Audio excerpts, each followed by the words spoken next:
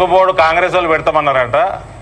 మా జీవన్ రెడ్డి గారు ఫస్ట్ నేను మొదలుపెట్టే ముందు 45 సంవత్సరాల రాజకీయ జీవితంలో ఏం పని చేసిరో ఒకటి చెప్పాలి. జీవన్ రెడ్డి గారు ఏమీ లేదు, గుడ్డి సున్నా.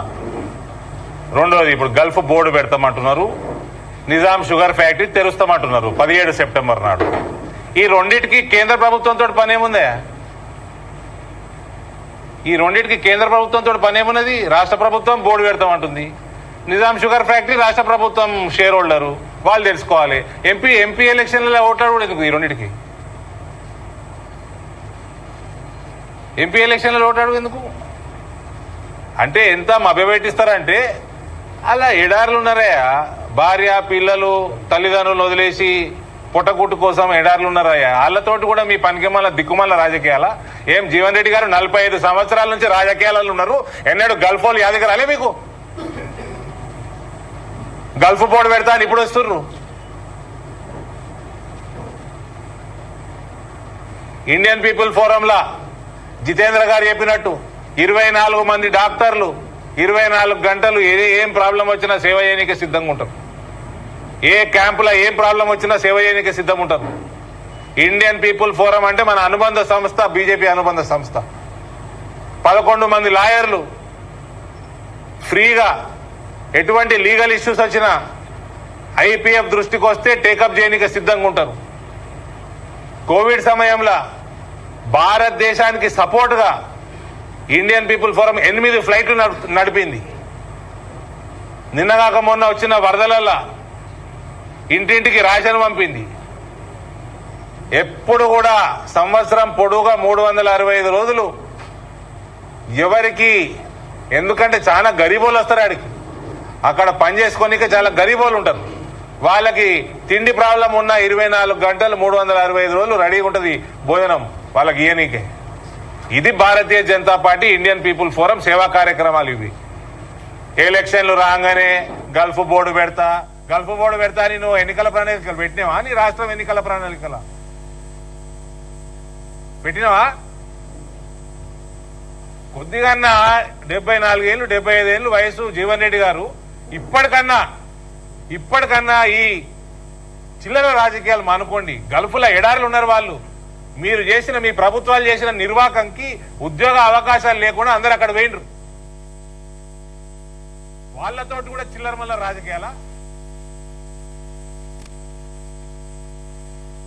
మాకేమి ఆడ ఎలక్షన్ నిలబడేది లేదు, ఐపీఎఫ్ కి మేమేం సంపాదించేది లేదు. లక్షల మంది ప్రవాస భారతీయులకు సేవ కోసం ఇండియన్ పీపుల్ ఫోరం పెట్టినాడు. ఏందో గల్ఫ్ బోర్డు పెట్టేది ఉంటే రాష్ట్ర ప్రభుత్వమే, నిజాం షుగర్ ఫ్యాక్టరీ తెలిసేది ఉంటే రాష్ట్ర ప్రభుత్వమే. మీరు ఏంటికి లోక్సభ కోసం ఎన్నికలు అడుగుతున్నారు, ఓట్లు అడుగుతున్నారు? దానికి సంబంధం ఏంది? ప్రజల్ని మభ్యపెట్టించుడు. మా రిక్వెస్ట్ ఏంటంటే, ఎన్ఆర్ఐ సమస్య అయితే ఐపీఎఫ్ నుంచి జితేంద్ర వైద్య గారు వచ్చి చెప్పిండ్రు, దీన్ని క్యారీ చేయండి. కానీ రిజర్వేషన్ల పంచాయతీ రేవంత్ అబద్ధాలు చెప్పడం మళ్ళీ మొదలుపెట్టిండు. రేవంత్ కంటే పెద్ద అబద్ధాల కోరు భారత రాజకీయాలలో లేరండి.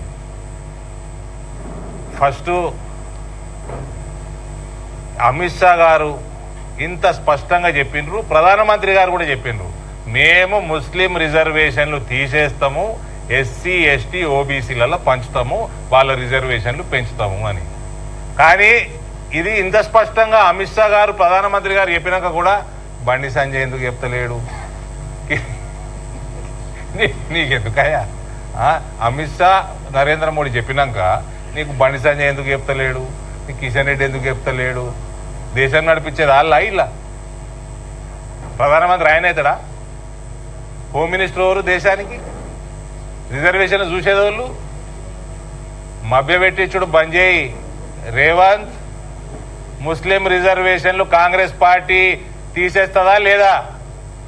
మీరు అనేక మార్లు కోర్టు మీకు చివాట్లు పెట్టినా మీకు సుధరాయిస్తలేరు. ఇక్కడ కాంగ్రెస్ ప్రభుత్వం రాజశేఖర్ రెడ్డి గారు 4% రిజర్వేషన్లు ముస్లింలకు పెడితే సుప్రీంకోర్టు కొట్టేసింది. అయినా మీరు సుధరాయించరు. రిజర్వేషన్లు తీసేస్తాము, ఎస్సీ ఎస్టీ ఓబీసీలలో పంచుతాము, వాళ్ళ రిజర్వేషన్లు పెంచుతాము అని. కానీ ఇది ఇంత స్పష్టంగా అమిత్ షా గారు ప్రధానమంత్రి గారు చెప్పినాక కూడా బండి సంజయ్ ఎందుకు చెప్తలేడు? నీకెందుకయ్యా? అమిత్ షా నరేంద్ర మోడీ చెప్పినాక నీకు బండి సంజయ్ ఎందుకు చెప్తలేడు? నీకు కిషన్ రెడ్డి ఎందుకు చెప్తలేడు? దేశం నడిపించేది వాళ్ళ ఇలా ప్రధానమంత్రి ఆయన అవుతాడా? హోమ్ మినిస్టర్ ఎవరు దేశానికి? రిజర్వేషన్లు చూసేదోళ్ళు మభ్యపెట్టించుడు బంద్ చేయి. రేవంత్, ముస్లిం రిజర్వేషన్లు కాంగ్రెస్ పార్టీ తీసేస్తుందా లేదా? మీరు అనేక మార్లు కోర్టు మీకు చివాట్లు పెట్టినా మీకు సుధరాయిస్తలేరు. ఇక్కడ కాంగ్రెస్ ప్రభుత్వం రాజశేఖర్ రెడ్డి గారు 4% రిజర్వేషన్లు ముస్లింలకు పెడితే సుప్రీంకోర్టు కొట్టేసింది. అయినా మీరు సుధరాయించరు. మళ్ళా కర్ణాటకలో అదే తీసుకొచ్చి ఓబీసీలలో ఇరికిస్తున్నారు. ముస్లింల కులాలే లేవు. లేనప్పుడు మీరు ఎట్లిస్తారు రిజర్వేషన్లు? మతపరంగా ఇచ్చేదానికి రాజ్యాంగం ఒప్పుకోదు, సుప్రీంకోర్టు ఒప్పుకోదు. ఇంకెన్ని రోజులు మీరు తుర్కోల వాళ్ళ ఓట్ల కోసం అపీస్మెంట్ పాలిటిక్స్ చేస్తూ ఉంటారు? 100% ముస్లిం రిజర్వేషన్లు తీసేస్తాం, ఎస్సీ ఎస్టీల రిజర్వేషన్లు పెంచుతాం.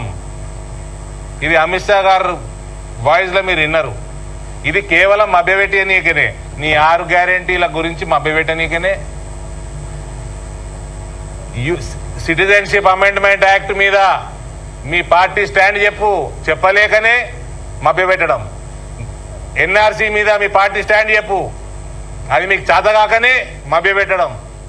మీరు యూनिफॉर्म सिविल कोड, मैं बोल रहा हूं आज यूनिफॉर्म सिविल कोड लागू होगा तो सबसे पहले मुसलमान महिला संतुष्ट होगी.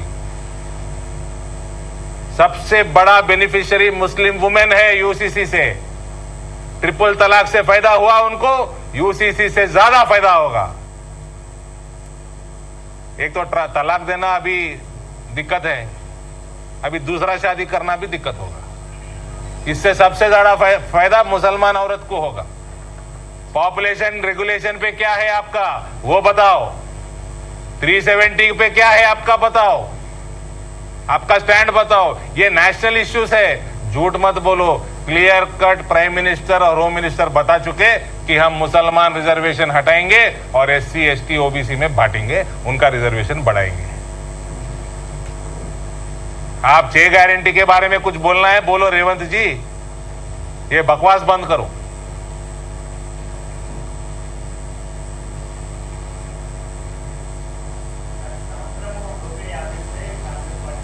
हाँ आइगो आइगो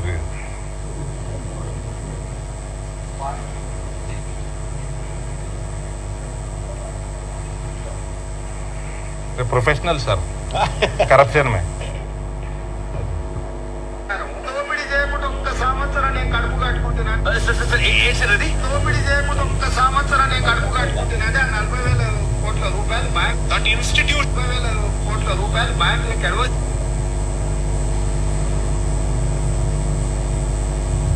అధికారం దోపిడీ చేయకుండా ఒక్క సంవత్సరం నేను కడుపు కట్టుకుంటున్నాను. దోపిడీ చేయకుండా ఒక్క సంవత్సరం నేను కడుపు కట్టుకుంటున్నాను. 40,000 కోట్ల రూపాయలు బ్యాంకులకు ఎడవసేతో చెల్లిస్తాను నేను.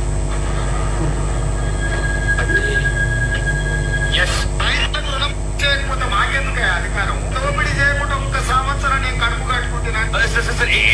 దోపిడీ చేయకుండా ఒక్క సంవత్సరం నేను కడుపు కట్టుకుంటున్నాను. 40,000 కోట్ల రూపాయలు బ్యాంకులకు ఎడవసేతో చెల్లిస్తాను నేను.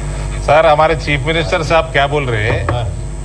1 साल मैं करप्शन नहीं करे तो 40,000 करोड़ रुपए बचेंगे और मैं हम किसानों में बांटेंगे. तो उनको पता है 1 साल करप्शन करे तो रेवंत जी कितने पैसे कमाएंगे. तो कैलकुलेशन करके रखे. वो క్యాల్కులేషన్ చేసి పెట్టిండు రేవంత్ రెడ్డి. ఒక్క సంవత్సరం ఆయన ముఖ్యమంత్రి ఉంటే 40,000 కోట్లు సంపాదిస్తారట. 6 నెలలు అయిపోయింది. 6 నెలలు అయిపోయింది. నువ్వు ₹1,00,000 రుణమాఫీ అయ్యి మరి అంటే 6 నెలలు కరప్షన్ చేసినావా? ఇప్పుడు 6 నెలలు అవుతుంది కదా. నువ్వు కరప్షన్ చేయకపోతే 20,000 జమైనాయి కదా. మరి ₹1,00,000 అయితే మాఫీ చేసేయి. మళ్ళీ డిసెంబర్లో వేద్దు ఇంకో ₹1,00,000. నువ్వు అప్పటిదాకా ఉంటే ముఖ్యమంత్రిగా ఎన్ని పైసలు సంపాదిస్తారు సంవత్సరానికి, నెలకి, రోజులకి అన్ని లెక్కలు ఉంటాయి ఇలా కాంగ్రెస్ వాళ్ళ దగ్గర.